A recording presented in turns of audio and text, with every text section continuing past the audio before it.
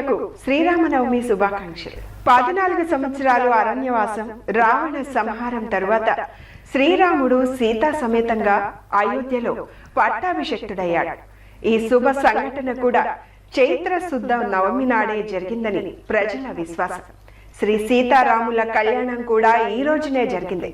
ఈ చైత్ర శుద్ధ నవమి నాడు భద్రాచలమందు సీతారామ కళ్యాణ ఉత్సవాన్ని వైభవోపేతంగా జరుపుతారు.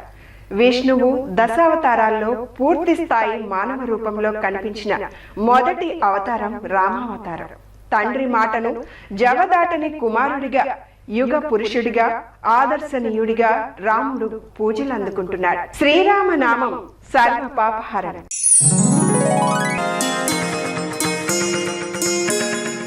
రామ రామ రామ రామ రామ రామ రామ రామ.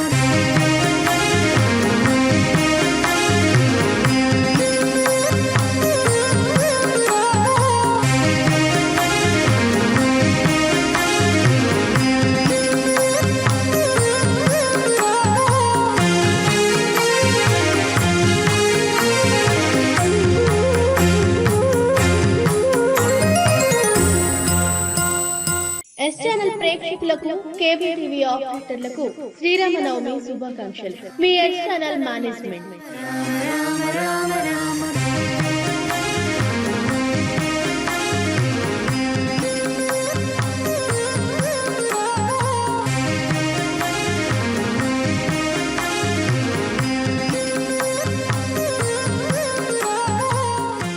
నమస్తే, వెల్కమ్ టు ఎస్ న్యూస్. ముందుగా హెడ్లైన్స్.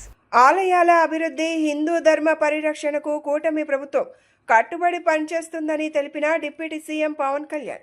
సాక్షి దినపత్రికలో విజయవాడ ఎంపీ కేశినేని శివనాథ్పై వచ్చిన అసత్య కథనాలను ఖండించిన విజయవాడ పశ్చిమ నియోజకవర్గ టీడీపీ నాయకులు. ఎన్టీఆర్ జిల్లా జీకొండూరు మండలంలోని జిల్లా పరిషత్ ఉన్నత పాఠశాలలో మధ్యాహ్న భోజన పథకం అమలు తీరును క్షేత్రస్థాయిలో పరిశీలించిన ఎమ్మెల్యే వసంత కృష్ణప్రసాద్. ముఖ్యమంత్రి చంద్రబాబు అధ్యక్షతన సమావేశమైన ఏపీ కేబినెట్ భేటీ ముగిసింది. రాజధాని అమరావతికి చట్టబద్ధత కల్పిస్తూ ఏపీ పునర్విభజన చట్టం 2014లోని సెక్షన్ 5ను సవరించాల్సిందిగా మంత్రివర్గం తీర్మానం చేసింది. కొత్త రాజధాని స్థానంలో అమరావతి పేరును చేర్చాలని ప్రభుత్వం భావిస్తోంది. అంతేకాకుండా నీరుకొండలో ఎస్ఆర్ఎం వర్సిటీ 60 మీటర్ల ఎత్తు వరకు అకాడమిక్ భవనాల నిర్మాణానికి కేబినెట్ అనుమతి ఇచ్చింది. రాష్ట్రంలో 96 జూనియర్, సీనియర్ సివిల్ జడ్జిల కోర్టుల ఏర్పాటుకు ఆమోదం తెలిపింది. కుప్పం బాలికల పాఠశాలలో పీఈటీ, నర్స్, రికార్డ్ అసిస్టెంట్ పోస్టుల మంజూరుకు ఆమోదం తెలియజేశారు. జల వనరుల శాఖలో వివిధ ప్రాజెక్టుల ఆధునీకరణ, మరమ్మతులకు పరిపాలనా అనుమతులు ఇచ్చారు. ఆలయాల అభివృద్ధి, హిందూ ధర్మ పరిరక్షణకు కూటమి ప్రభుత్వం కట్టుబడి పనిచేస్తుందని డిప్యూటీ సీఎం పవన్ కళ్యాణ్ తెలిపారు. ఆలయాల పవిత్రతను కాపాడుతూ దేశ సంస్కృతి సాంప్రదాయాలను పరిరక్షిస్తామని హామీ ఇచ్చారు. రామతీర్థం గిరి ప్రదక్షిణ మార్గాన్ని విజయనగరం జిల్లా నెల్లిమర్ల నియోజకవర్గంలో వర్చువల్గా డిప్యూటీ సీఎం పవన్ కళ్యాణ్ ప్రారంభించారు. ఈ సందర్భంగా పవన్ కళ్యాణ్ మాట్లాడుతూ రామతీర్థం ప్రాచీన పుణ్యక్షేత్రమని, ఇక్కడ గిరి ప్రదక్షిణ చేయడం భక్తులకు విశేషమైన విశ్వాసమని చెప్పారు. గతంలో ఈ మార్గం రాళ్లు ముళ్లతో ఇబ్బందికరంగా ఉండేదని, ప్రస్తుతం రహదారి నిర్మాణంతో భక్తులకు సౌకర్యం కలిగిందన్నారు. కూటమి ప్రభుత్వం గత 20 నెలల్లో 40 కోట్లకు పైగా వ్యయం చేసి రాష్ట్ర వ్యాప్తంగా 22 ఆలయాలకు రహదారులు అభివృద్ధి చేసినట్లు తెలిపారు. గతంలో జరిగిన విగ్రహ ధ్వంసం ఘటన భక్తులకు తీవ్ర వేదన కలిగించిందని, ఇకపై ఆలయాల పరిరక్షణకు కట్టుబడి ఉంటామని స్పష్టం చేశారు. రాష్ట్రంలోని కూటమి ప్రభుత్వం విద్యారంగానికి పెద్దపీట వేసిందని విద్యాశాఖ మంత్రి నారా లోకేష్ విద్యార్థుల్లోని నైపుణ్యాన్ని వెలికితీసే విధంగా వినూత్న మార్పులు తీసుకొచ్చారని సాంఘిక సంక్షేమ శాఖ మంత్రి గుమ్మడి సంధ్యారాణి కొనియాడారు.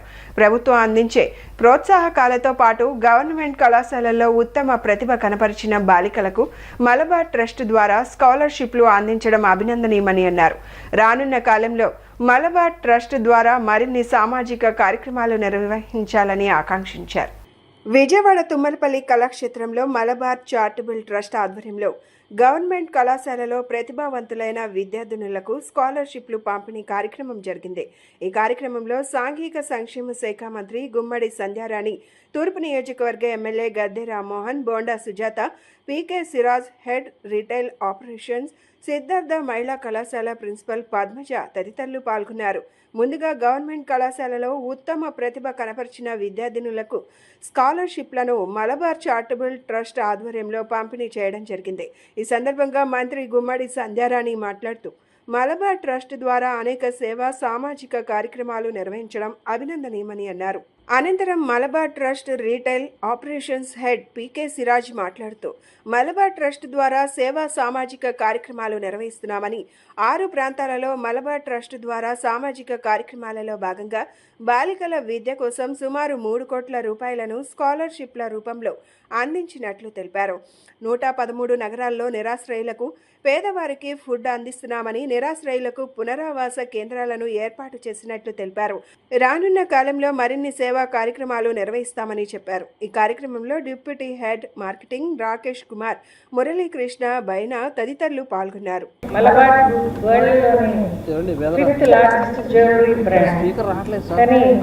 సర్వీస్లో ఫస్ట్ ఉండేలాగా వాళ్ళు ట్రై చేస్తారు. అంటే అంత మంచిగా సర్వీస్ చేయడానికి అందరికీ డబ్బులు ఉండొచ్చు, కానీ పెట్టే మనసు కూడా ఉండాలి. అది నిరూపించారు.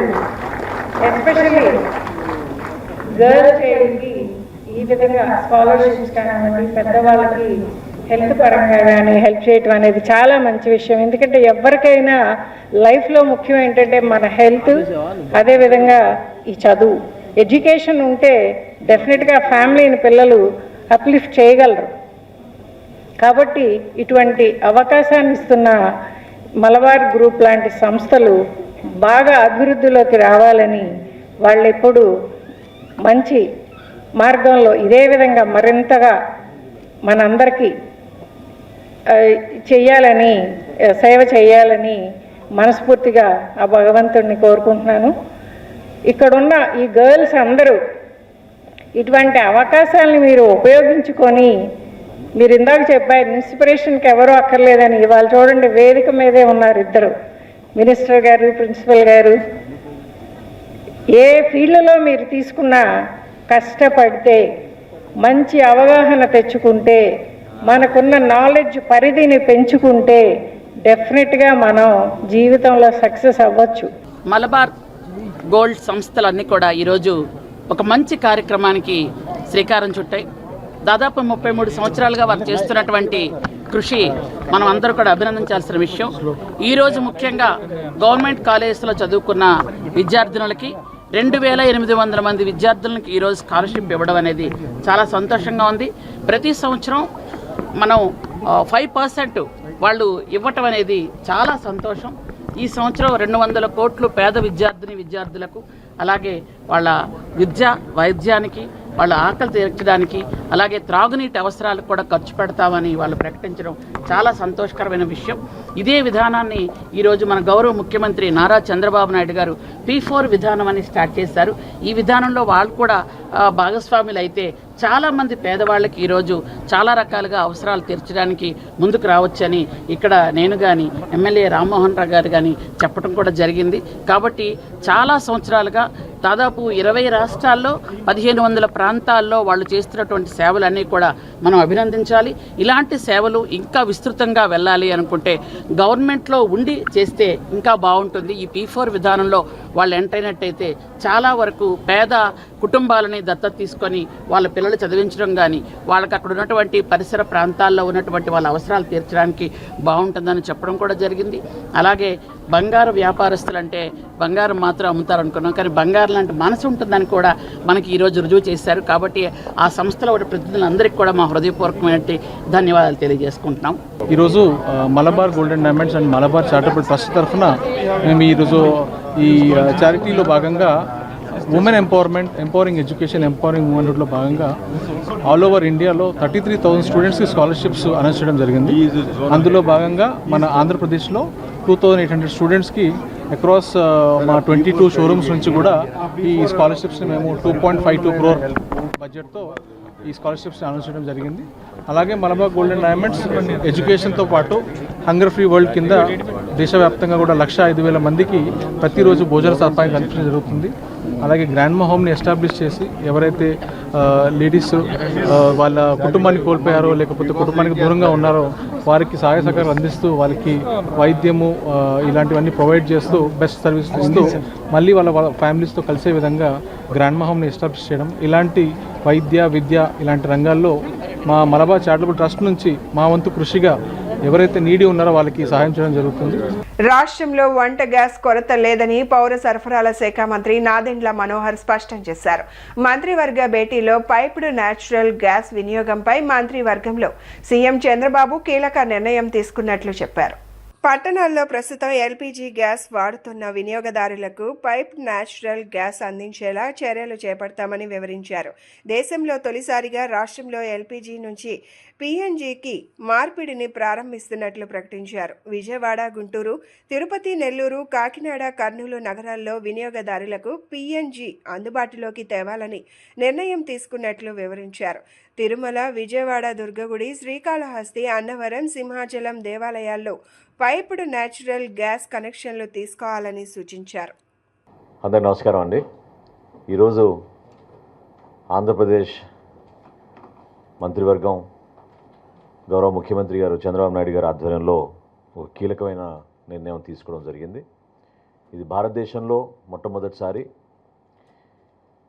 ఒక ఆలోచన విధానంలో ప్రజల్లో కూడా పర్యావరణం గురించి, రాబోయే రోజుల్లో ఎనర్జీ కన్జర్వేషన్ గురించి ప్రమోట్ చేసే విధంగా ఒక నూతన ఆలోచనతో ప్రస్తుతం ఉన్న వినియోగదారులు ఎవరైతే ఎల్పిజి గ్యాస్ సిలిండర్స్ వాడుతున్నారో, ప్రధానంగా విజయవాడ, గుంటూరు, తిరుపతి, నెల్లూరు, విశాఖపట్నం, కాకినాడ మరియు కర్నూలు నగరాల్లో ఉన్న వినియోగదారులందరికీ కూడా ప్రస్తుతం ఉన్న ఎగ్జిస్టింగ్ పైప్ న్యాచురల్ గ్యాస్ విధానాన్ని మరింత విస్తరించే విధంగా ప్రజలందరికీ కూడా ఆ అవకాశాన్ని సద్వినియోగం చేసుకోవడానికి ఈరోజు కేబినెట్ ఆమోదం తెలిపింది.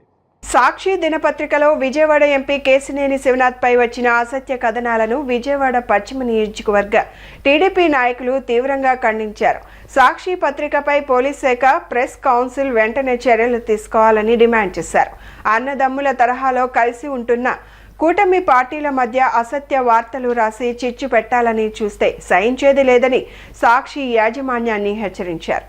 సాక్షి దినపత్రికలో విజయవాడ ఎంపీ కేశినేని శివనాథ్పై వచ్చిన అసత్య కథనాలను విజయవాడ పశ్చిమ నియోజకవర్గ టీడీపీ శ్రేణులు ఖండిస్తూ మీడియా సమావేశం నిర్వహించారు. సాక్షి దినపత్రిక ప్రతులను తగలబెట్టి తమ నిరసన తెలియజేశారు. ఈ సందర్భంగా టీడీపీ రాష్ట్ర మైనార్టీ సెల్ ప్రధాన కార్యదర్శి మొహమ్మద్ ఫతావుల్లా మాట్లాడుతూ విజయవాడ పార్లమెంట్ నియోజకవర్గం అభివృద్ధికి ఎంపీ కేశినేని చిన్ని చేస్తున్న కృషిని వైసీపీ జీర్ణించుకోలేకపోతుందన్నారు. ఫోన్ ట్యాపింగ్ ఆరోపణలు ఎంపీ కేశినేని శివనాథ్పై చేస్తూ ఒక అసత్య కథనాన్ని సాక్షి ప్రచురించిందని, కూటమి పార్టీకి చెందిన ఓ ఎమ్మెల్యే అనుచరుడి ఫోన్ కాల్స్ డేటాను ఎంపీ ట్యాప్ చేస్తున్నారని, సాక్షి పత్రికలో ఒక జర్నలిస్ట్ రాసిన వార్తను తీవ్రంగా ఖండిస్తున్నామని స్పష్టం చేశారు. కేశినేని శివనాథ్ 2,85,000 పైచిలుకు ఓట్ల మెజారిటీతో ఎంపీగా గెలవడాన్ని తట్టుకోలేక ఆయనపై బురద చల్లేందుకు ఇలాంటి పనికిరాని వార్తలు రాస్తున్నారని ఆగ్రహం వ్యక్తం చేశారు. ఈ ఏదైతే సాక్షి పత్రిక ఉందో, సాక్షి పత్రికలో ఇష్టం వచ్చినట్టు రాసుకోవటం, కేవలం వైఎస్ఆర్సీపీ పత్రిక, ఇది కరపత్రిక అని సాక్షి పత్రికే చెప్పుకుంటుంది. ఎందుకంటే ఎక్కడా కూడా వాస్తవాలు లేకుండా అవాస్తవాలు కూడా ఎటువంటి అవాస్తవాలు అంటే వాళ్ళు ఆలోచించుకొని భారతీరెడ్డి గారి దగ్గర నుంచి సిగ్నల్ వస్తే ఫలానా ఎమ్మెల్యే మీద, ఫలానా ఎంపీ మీద మీరు బురద జల్లండి అంటే వీళ్ళు ఇక్కడ రెడీగా ఉండి పెన్ను కాగితం పెట్టుకొని రాసేస్తున్నారు. ఇక్కడ విజయవాడ పార్లమెంట్లో కేశినేని శివనాథ్ చిన్ని గారికి దాదాపు 3 లక్షల మెజారిటీతో, కని విని ఎరుగని మెజారిటీతో ప్రజలు గెలిపించారు. ఇక వీళ్ళకు ఆ రోజు నుంచి ఏమీ అర్థం అవ్వట్లేదు. ఎక్కడా కూడా 60,000 70,000 ఎంపీలు మెజార్టీ తెచ్చుకున్నారు. ఈయన ఎక్కడి నుంచి దిగాడినా 3 లక్షల మెజార్టీ సంపాదించాడని ఈ పత్రికకు నిద్రలేదు ఆ రోజు నుంచి. తర్వాత ఇక్కడ ఎమ్మెల్యే గారు సుజనా చౌదరి గారు, ఆయన కూడా దాదాపు 50,000 మెజార్టీతో గెలుపొందడం జరిగింది. ఇక వీళ్ళకి అసలు నిద్ర లేకుండా పోయింది. అది కూడా ఎన్డీఏ కూటమి నుంచి పోటీ చేసి పశ్చిమ నియోజకవర్గంలో 50,000 మెజార్టీ సంపాదించడం ఏమిటని. గత 2 రోజుల కిందట మరి సాక్షి పేపర్లో వచ్చిన న్యూస్ చాలా దారుణమైంది. ఎందుకంటే ఎంపీ గారు కానివ్వండి, ఎమ్మెల్యేలు కానివ్వండి, అందరూ కూడా అన్నదమ్ములులా కలిసి ఉండి మరి అభివృద్ధిలో మరి ముందుకు వెళ్ళిపోతూ ఉన్నారు. ఎందుకంటే ఇప్పుడు వీళ్ళందరూ సాక్షి పేపర్ బాధ ఏంటంటే, సాక్షి ఓనర్ గారి బాధ కూడా ఏంటంటే, ఇవాళ సూపర్ 6 అమలు అవుతూ ఉంది. ఆ సూపర్ 6 అమలు అవుతూ ఉంది. ఇవాళ ప్రజలందరూ కూడా కూటమి వైపు మరి మరొక్కసారి కూడా గెలిపించే విధంగా ప్రజలందరూ కూడా ఉన్నారు. మరి వీరిని ఎలా చేయాలి? ఇవాళ సాక్షి పేపర్ చదివేవాళ్ళు లేరండి. సాక్షి పేపర్ ఊరికి ఇచ్చినా కానీ ఆ గుమ్మం బయట ఇసిరేసే పరిస్థితికి వచ్చింది ఇవాళ ఆ పరిస్థితి. సాక్షి పేపరు ఏదో గందరగోళం సృష్టించి మరి ఈ రకంగా మరి ఆ ఎమ్మెల్యేలకి ఎంపీకి గొడవలు పెట్టి మరి ఏదో ఒకటి చేయాలి, మరి మనం అలా చేస్తేనే మన పేపర్ సేల్ అయింది అనే ఉద్దేశంతో వీళ్ళు కేవలం పేపర్ సేల్ కోసమే ఇవన్నీ కూడా సృష్టించారే తప్ప ఇంకో రెండోది కాదని ఈ సందర్భంగా కూడా తెలియజేస్తా ఉన్నాం.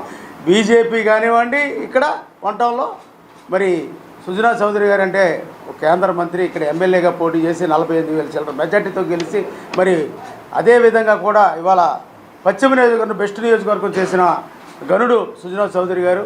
ఇవాళ ఇక్కడ ఎవ్వరికీ తెలుగుదేశం కానీ, బీజేపీ కానీ, జనసేన కానీ ఎవ్వరికీ విభేదాలు లేవు. అందరూ అన్నదమ్ముల్లా కలిసి ఉంటాం. కలిసి మేము కూటమి ఉన్నంతకాలం కూడా కలిసే ఉంటామని సందర్భం కూడా తెలియజేస్తున్నాం. ఎందుకంటే సాక్షి పేపరు ఇలాంటి పనికి పాలిన వార్తలు రాయొద్దని ఈ సందర్భంగా కూడా తెలియజేస్తున్నాం. జాగ్రత్త, ఖబర్దార్. రెండోది ఏంటంటే, మీ పేపర్ ఇక కాలం చెల్లింది. ఇక చదివేవాళ్ళు కూడా లేరు. ఎదవరికంటే సచివాలయాలు ఉండేవి, అక్కడ వేసుకునేవాళ్ళు ఊరికనే వాళ్ళు చదివేవాళ్ళు, చదువుకుంటూ ఉండేవాళ్ళు. ఎందుకంటే ఇలాంటి న్యూస్లు రాయమాకండి. మంచి న్యూస్లు ఉన్న వార్తలు రాయండి, మంచి వార్తలు రాయండి. ఎందుకంటే ఉన్నదే రాయండి, లేనిది రాసి ఇలాగ అబాసుపాలు అవ్వద్దని సాక్షి వారికి మరొక్కసారి హెచ్చరిస్తూ ఉన్నాం. అదేవిధంగా కూడా కూటమి అంతా కూడా కలిసి ఉంటుంది. 2029లో మళ్ళీ మంచి మెజార్టీతో గెలవబోతూ ఉన్నాం. ఎన్టీఆర్ జిల్లా జీకొండూరు మండలంలోని జిల్లా పరిషత్ ఉన్నత పాఠశాలను స్థానిక ఎమ్మెల్యే వసంత కృష్ణప్రసాద్ ఆకస్మికంగా తనిఖీ చేశారు. మధ్యాహ్న భోజన పథకం అమలు తీరును క్షేత్రస్థాయిలో పరిశీలించారు. స్కూల్ టీచర్లు, సిబ్బందితో కలిసి వంటగదిని, పాఠశాల పరిసర ప్రాంతాలను, పరిశుభ్రతను తనిఖీ చేసి మధ్యాహ్న భోజన పథకాన్ని సంబంధించిన రికార్డుల నిర్వహణను నిశితంగా పరిశీలించారు. అనంతరం విద్యార్థులతో కలిసి నేలపై కూర్చొని మధ్యాహ్న భోజనాన్ని స్వయంగా రుచి చూశారు. పాఠశాలల్లో విద్యార్థులకు శుచికరమైన ఆహారం అందించడంలో అలసత్వం వహించవద్దని అధికారులకు ఆదేశాలు జారీ చేశారు. విజయవాడలోని ఇంద్రకీలాద్రిపై కొలువై ఉన్న శ్రీ కనకదుర్గమ్మ సన్నిధిలో జరుగుతున్న పుష్పాలంకరణ వేడుకలు 8వ రోజు గురువారం అత్యంత వైభవంగా కొనసాగాయి. పుష్పాల సోయగంతో అమ్మవారి ఆలయం ఆధ్యాత్మిక కాంతులతో తళుక్కుమంది. అమ్మవారి వసంతోత్సవాలలో భాగంగా అమ్మవారిని సంపంగి పూలు, చామంతి పూలు, మరెన్నో సుగంధ భరిత పుష్పాలతో శోభాయమానంగా అలంకరించారు. విజయవాడలోని ఇంద్రకీలాద్రిపై కొలువై ఉన్న శ్రీ కనకదుర్గమ్మ సన్నిధిలో జరుగుతున్న వేడుకలలో 8వ రోజు వివిధ వర్ణాల పుష్పాలతో తీర్చిదిద్దిన ఈ అలంకరణ అమ్మవారి దివ్య మంగళ స్వరూపాన్ని మరింత ప్రతిష్టాత్మకంగా తీర్చిదిద్దింది. దర్శనార్థం వచ్చిన భక్తులు ఈ పుష్పాలంకరణను చూసి భక్తి పరవశంలో మునిగిపోయారు. ఆలయ ప్రాంగణం అంతటా వేద మంత్రాలు, మంగళ వాయిద్యాల నాదాలతో భక్తి వాతావరణం నెలకొంది. పుష్పాలంకరణ వేడుకల సందర్భంగా ఇంద్రకీలాద్రి భక్తులతో కిక్కిరిసిపోయింది. రాష్ట్రం నలుమూలల నుంచి భారీగా తరలివచ్చిన భక్తులు పుష్పాలతో అలరారుతున్న దుర్గమ్మను దర్శించుకొని పునీతులయ్యారు. పుష్పాలంకరణ సేవలో పాల్గొనడం ద్వారా మనశ్శాంతి, ఐశ్వర్యం, అమ్మవారి అనుగ్రహం లభిస్తుందని భక్తుల విశ్వాసం. ముఖ్యంగా సంపంగి పూలు, చామంతి పూలు, సుగంధ భరిత పుష్పాలతో చేసే అలంకరణ అమ్మవారికి ప్రీతి పాత్రమైందని భావిస్తున్నారు. బులెటిన్ ముగించే ముందు హెడ్లైన్స్ మరొకసారి. ఆలయాల అభివృద్ధి, హిందూ ధర్మ పరిరక్షణకు కూటమి ప్రభుత్వం కట్టుబడి పనిచేస్తుందని తెలిపిన డిప్యూటీ సీఎం పవన్ కళ్యాణ్. సాక్షి దినపత్రికలో విజయవాడ ఎంపీ కేశినేని శివనాథ్పై వచ్చిన అసత్య కథనాలను ఖండించిన విజయవాడ పశ్చిమ నియోజకవర్గ టీడీపీ నాయకులు. ఎన్టీఆర్ జిల్లా జీకొండూరు మండలంలోని జిల్లా పరిషత్ ఉన్నత పాఠశాలలో మధ్యాహ్న భోజన పథకం అమలు తీరును క్షేత్రస్థాయిలో పరిశీలించిన ఎమ్మెల్యే వసంత కృష్ణప్రసాద్. ఇవి ఈనాటి bulletin updates. Keep watching yes news.